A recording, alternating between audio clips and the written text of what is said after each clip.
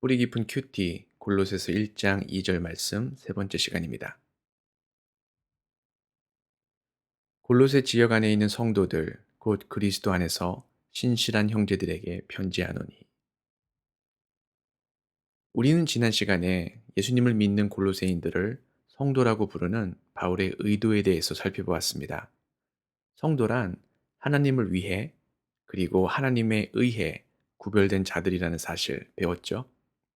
게다가 아무리 이방인이라 할지라도 하나님께서는 찾으시고 부르시며 당신의 자녀를 만드신다는 것도 배웠습니다. 우리와 같은 대안의 이방인들도 하나님에 의해, 하나님을 위해 구별됐기 때문에 성도가 될 수 있었던 겁니다. 같은 부모는 골로새 이방인 성도들을 가리켜 신실한 형제라고도 부릅니다. 오늘은 이 표현에 담겨 있는 의미에 대해서 알아보겠습니다. 신실하다라는 표현은 하나님을 믿기 때문에 그분을 향한 지조와 절개를 지키는 모습을 반영합니다.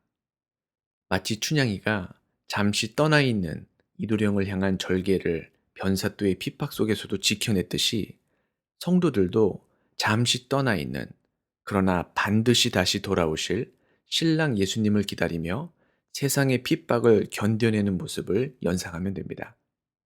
왕을 향한 지조와 절개를 지키는 충신의 모습, 님을 향한 지고지순한 모습을 지키는 충녀의 모습.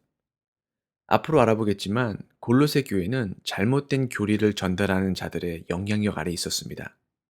그럼에도 불구하고 저들과 타협하지 않고 오직 순결한 복음을 굳게 부여잡고 다시 오실 예수님을 향해 지조와 절개를 지키는 자들로 견뎌낼 것을 바울은 권면하고 있는 것입니다. 골로새 지역 안에 있는 성도들, 곧 그리스도 안에서 지조와 절개를 지키는 형제들에게 편지하노니. 사랑하는 성도 여러분, 우리도 마찬가지입니다. 우리는 하나님을 떠나 있던 이방인들이었습니다. 그러나 하나님께서는 우리를 기억하시고 생각하시고 부르시고 사랑하십니다. 하지만 하나님의 부르심에는 값이 있었습니다. 예수 그리스도께서 핏값을 지불하셨다는 거죠. 우리에게 있어서 복음은 공짜일지 모릅니다. 그러나 하나님께는 공짜가 절대 아니었어요.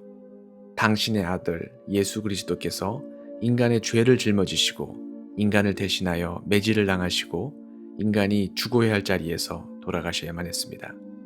하나님께서는 모든 것을 지불하셨던 거죠. 이처럼 우리의 자리에서 돌아가시고 부활하신 예수님의 피값으로 인해 우리는 하나님의 자녀가 될 수 있었던 겁니다. 이처럼 놀라운 사랑과 은혜를 경험한 우리, 참 좋으신 하나님께 지조와 절개를 지키는 것 너무나 당연한 일이겠죠.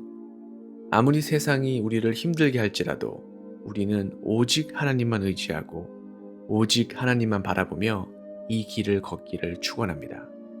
예수님을 향한 지조와 절개를 지키는 거룩한 신부들이여 오늘도 승리하세요.